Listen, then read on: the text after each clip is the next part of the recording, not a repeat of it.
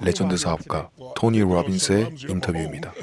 For those who don't know, how did you make your billions? I'm fortunate enough to have 114 companies. We do over $12 billion, but it all started with understanding human psychology. 그는 흑수저 출신이었다고 합니다. You didn't come from a rich family. What was Tony Robbins' turning point to financial freedom? The earliest was when I was 11 years old and we had no money and no food. We had crackers and peanut butter, but not a Thanksgiving dinner. And there was a knock at the door. My parents were fighting and screaming at each other. And this man delivered an entire turkey, 2 whole bags of groceries for us. So it felt like the worst day of my life. But I took a different meaning from it. I was like, if strangers care about my family, I'm going to care about them. And so it launched me. And I thought someday I'll feed at least 2 families, you know. So at 17, I fed 2, and then I got to 4, and then 8. And eventually I got to 4 million people a year. And then 12 years ago, I decided I wanted to provide 1 billion meals in the United States. And so now that's grown. My whole life has grown from this focus. 우리는 어떻게 인맥을 늘려야 할까요? I recently interviewed Robert Herjavec, and he told me that some of the most bullshit advice that you hear all the time is that people always tell you it's not what you know, it's who you know, because he's saying that successful people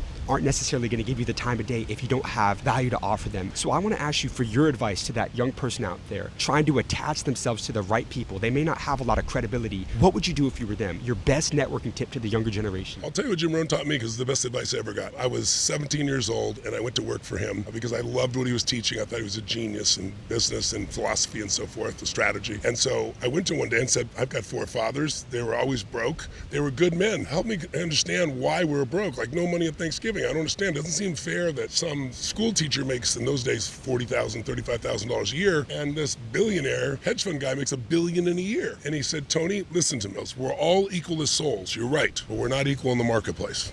He said, if I asked you this, are there people making money, twice as much money in the same time? And I said, yeah, 10 times, yeah, 50 times, 100, yeah. How? I said, I don't know. He said, it's very simple. You have to become more valuable. You have to do more for others than anybody else in the marketplace. And so in the beginning, when I went around to try to get around people, we didn't have the social media world that we do now where you can do some of the things you do. There was no way to get that out there. But I went to work for people. I worked as a janitor, so I'd be around them. I cleaned their desks and read all their during the night, truthfully. But then I gradually, as I kept adding value to people, and that's the whole game of life. I think the biggest challenge people are trying to figure out what they're going to get. But if you can figure out what you can give, the doors will open for you. But it has to be what people need, not what you want to give.